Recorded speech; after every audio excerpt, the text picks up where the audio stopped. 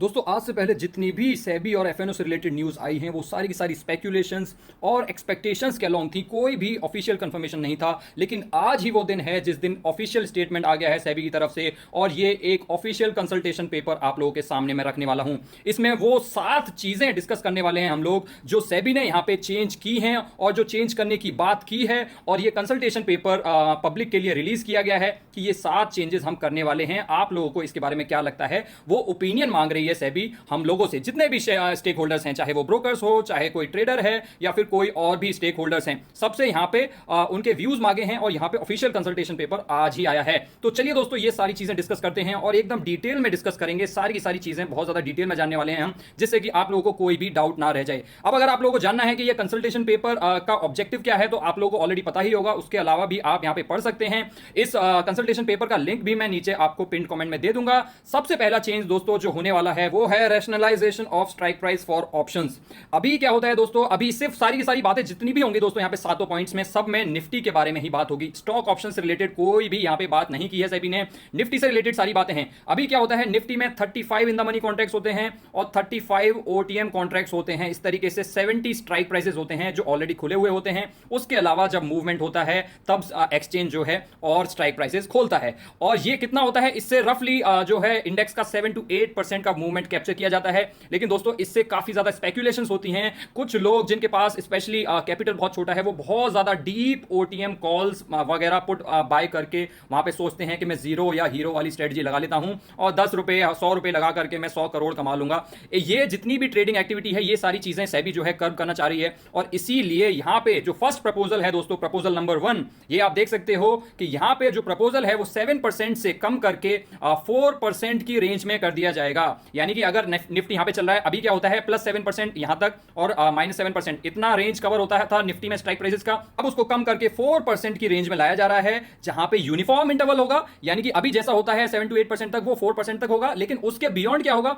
उसके बियॉन्ड जो है स्ट्राइक प्राइसेस थोड़े थोड़े दूर हो जाएंगे, यानी कि वो यूनिफॉर्म नहीं रहेंगे। अभी तो आपने देखा होगा कि 50 का डिफरेंस होता है सारे स्ट्राइक प्राइसेस में और इस तरीके से चलता जाता है। तो यहां पे 4% तक यूनिफॉर्म रहेगा और उसके बाद नॉन यूनिफॉर्म स्ट्राइक प्राइसेस हो जाएंगे। और यहां पे आप देख सकते हो, जैसा कि मैंने अभी बताया था, अभी टोटल 70 स्ट्राइक प्राइसेस स्टार्टिंग में खुलते हैं, 35 इन द मनी, 35 ओटीएम, लेकिन अभी सिर्फ 50 स्ट्राइक प्राइसेस खुलेंगे। ये है ओल्ड और ये है न्यू जो प्रपोजल है। न्यू प्रपोजल में सिर्फ 50 स्ट्राइक प्राइसेस इंट्रोडक्शन के टाइम पे खोले जाएंगे। तो ये हो गया प्रपोजल नंबर 1। प्रपोजल नंबर 2 पे आ जाते हैं। प्रपोजल नंबर 2 जो है वो है upfront collection of options premium. अब यहां पे upfront collection of option premium का क्या मतलब है दोस्तों, ऑल्दो ये सारी चीजें ऑलरेडी होती हैं। यहां पे आप देख भी सकते हो कि एग्जिस्टिंग प्रैक्टिस क्या है कि अगर आप फ्यूचर खरीदते हो या शॉर्ट करते हो तो वहां पे आपको मार्जिन देनी ही होती है। अगर आप ऑप्शंस को शॉर्ट कर रहे होते हो तो वहां पे भी आपको मार्जिन देनी होती है। सिर्फ दिक्कत कहां है, दिक्कत वहां है कि किसी ने अगर डीप ओटीएम कोई ऑप्शन खरीद रखा है जिसका जो प्रीमियम है वो बहुत ही कम है, तो वहां पे लेट से 1000 रुपए में आपने वो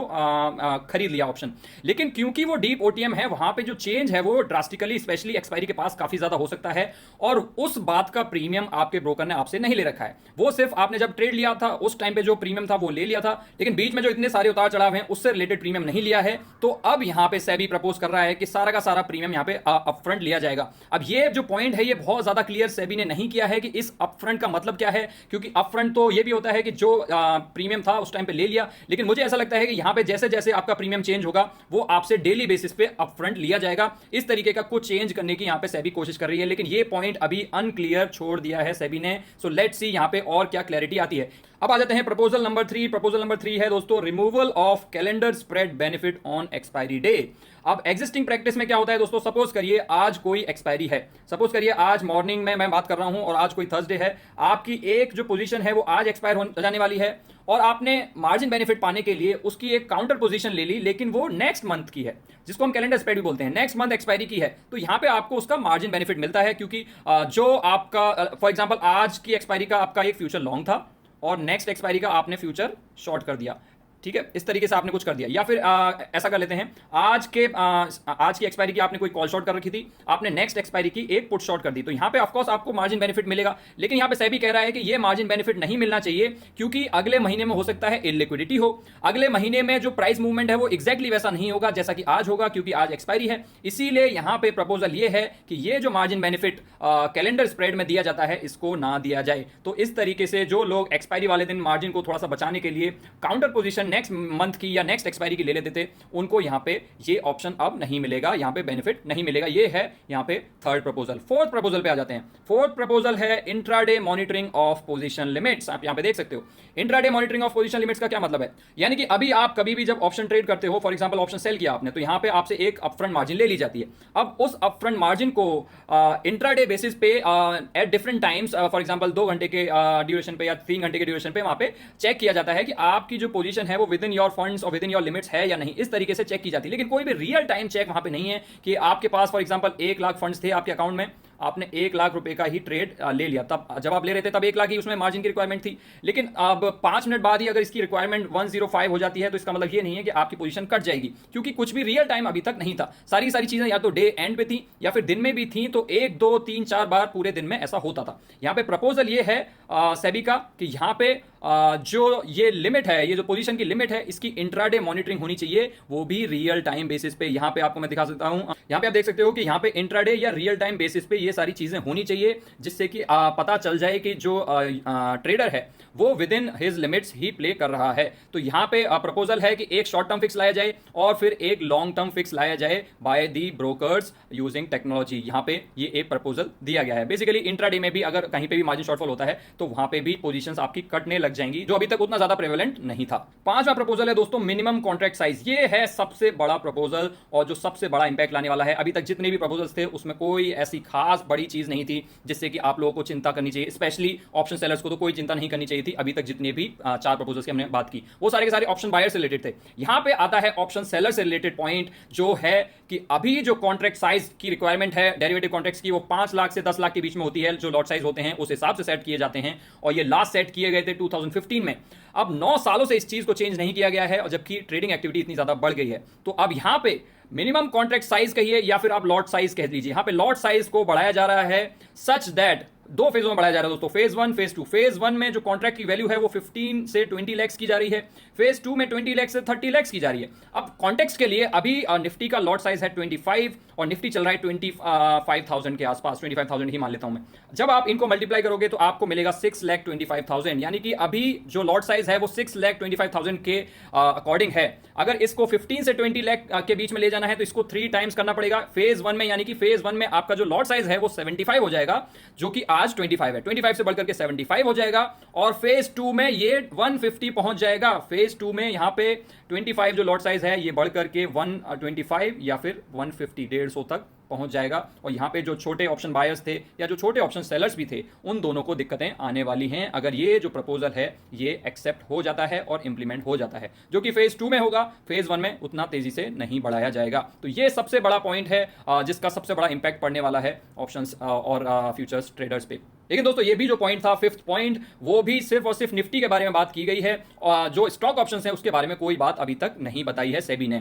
6th प्रपोजल पे आ जाते हैं, rationalisation of weekly index products. अभी आप लोगों को पता होगा इतने सारे इंडाइसेस हैं और एनएससी और बीएससी दोनों एक्सचेंजेस ही अपने अपने इंडाइसेस चला रहे हैं। हर दिन कोई ना कोई एक एक्सपायरी होती ही होती है। 5 दिन एक ना एक एक्सपायरी तो जरूर ही होती है, हो सकता है किसी दिन 2 भी होती हो। तो यहाँ पे बहुत ज्यादा हीरो टू जीरो वाली strategies, last 30 minute strategies, last 1 hour strategies, ये बहुत ज्यादा चलती है मार्केट में। और इन्हीं सब चीजों को बंद करने के लिए यहां पे सेबी प्रपोजल लेकर के आई है कि ये जो सारी चीजें हैं ये अब नहीं चलेंगी। अब अगर आपको वीकली एक्सपायरी देनी भी है तो यहां पे एक एक्सचेंज सिर्फ एक ही वीकली कॉन्ट्रैक्ट दे सकता है इंडाइसिस के लिए। ऐसा नहीं है कि एक ही एक्सचेंज ने बैंक निफ्टी भी चला रखा है, निफ्टी भी चला रखा है और फिन निफ्टी भी चला रखा है, बहुत सारी चीजें हैं। तो यहाँ पे एनएससी का एक होगा, जो भी होगा, निफ्टी होगा, बैंक निफ्टी होगा, बीएससी का एक होगा, चाहे वो बैंक एक्स हो या सेंसेक्स हो, एक होगा। सिर्फ एक ही होगा जिसकी वीकली एक्सपायरी होगी पर एक्सचेंज, उससे ज्यादा नहीं होगा। तो यहाँ पे number of expiries, number of weekly expiries per week अभी जो 5 से 7 हैं वहां से रिड्यूस होकर के सिर्फ 2 रह जाने वाली हैं। ये है यहाँ पे 6th प्रपोजल। इसका इंपैक्ट किस पे पड़ेगा? इसका इंपैक्ट पड़ेगा अगेन जो एक्सपायरी पे ट्रेड करते हैं, जीरो टू हीरो स्ट्रेटजीज लगाते हैं, वीकली ऑप्शंस में ट्रेड करते हैं, उन पे ये काफी ज्यादा असर पड़ने वाला है। स्पेशली वो लोग जिन्होंने अभी रिसेंटली बीएससी के बैंक एक्स और सेंसेक्स में स्टार्ट किया है, वहां पे भी काफी ज्यादा इंपैक्ट पड़ने वाला है। और ये प्रपोजल से बीएसई को इक्विटी में, अगर मैं स्टॉक के बारे में बात करूं, इस पे काफ़ी असर पड़ने वाला है, क्योंकि बीएसई अभी तैयार ही हो रहा था अपने इंडेक्स और अपने डेरिवेटिव प्रोडक्ट्स को लेकर के। बहुत ज़्यादा इससे उम्मीदें थी बीएसई से। अब ये सारी उम्मीदों पे पानी फिरता हुआ नजर आ रहा है, क्योंकि दोस्तों अगर इस तरीके से वीकली एक्सपायरीज बंद हो जाएंगी तो इनका धंधा कैसे चलेगा। यहाँ पे सेबी ने बीएसई को काफ़ी बड़ी चुनौती यहाँ पे दी है, काफ़ी बड़ा सवाल खड़ा कर दिया है बीएसई के यहाँ पे बिजनेस पे। तो काफ़ी ज़्यादा इंपैक्ट पड़ने वाला है बीएसई के ऊपर। उसके अलावा सेवंथ और आखिरी पॉइंट है दोस्तों, increase in margin near contract expiry. और इसका कुछ मतलब नहीं दोस्तों, बहुत सारी चीज़ें लिखी हुई हैं। इसका सिंपल इतना सा मतलब है कि एक्सपायरी के पास यहाँ पे मार्जिन जो है अभी जो है उससे भी ज़्यादा बढ़ाई जा रही है। सीधे सीधे प्रपोजल पे लेकर के चलता हूँ आपको। यहाँ पे आप देख सकते हो कि यहाँ पे जो एक्सट्रीम लॉस मार्जिन है at the start of the day before expiry, expiry से एक दिन पहले 3% से बढ़ाया जा रहा है एक्सट्रीम लॉस मार्जिन को, और एक्सपायरी डे वाले दिन यहाँ पे 5% से इस मार्जिन की रिक्वायरमेंट को बढ़ाया जा रहा है। बेसिकली ऑप्शन सेलर्स के लिए यहाँ पे एक्सपायरी से एक दिन पहले और एक्सपायरी वाले दिन मार्जिन जो है ऊपर जाने वाली है। बहुत ज़्यादा ऊपर नहीं जाने वाली है, लेकिन मार्जिन ऊपर जाने वाली है। उसके अलावा जो लॉट साइज बढ़ा है वो तो है ही, वो अलग है, लेकिन यहाँ पे मार्जिन की रिक्वायरमेंट भी बढ़ने वाली है। तो अल्टीमेटली जो इसका कंक्लूजन है दोस्तों वो क्या है? कंक्लूजन ये है बेसिकली, जो भी डेरिवेटिव सेगमेंट में एफएनओ में जो बड़े प्लेयर्स हैं, अब पहले भी वैसे तो ये था कि बड़े प्लेयर्स ही सिर्फ इसमें सर्वाइव कर पाएंगे। अब तो सिर्फ बड़े से भी जो और बड़े हैं वही लोग यहाँ पे सर्वाइव कर पाएंगे जिनके पास ह्यूज मार्जिन है। जितने भी छोटे बायर्स या छोटे सेलर्स भी अब बहुत ज़्यादा ट्रेड नहीं कर पाएंगे अगर ये सारे प्रपोजल्स एक्सेप्ट हो जाते हैं। तो आपको अगर ये सारी चीज़ें समझ आ गई हैं तो आप मुझे नीचे कॉमेंट सेक्शन में बता सकते हैं, और आपको सबसे ज़्यादा कौन सा पॉइंट इंपैक्ट करने वाला है आप ये चीज़ भी मुझे नीचे कॉमेंट सेक्शन में बता सकते हैं। बाकी ये चीज़ें अभी तो प्रपोजल है, अभी इसके ऊपर विचार किया जाएगा, सारे फीडबैक लिए जाएंगे, उसके बाद कभी जाके इसका इंप्लीमेंटेशन होगा।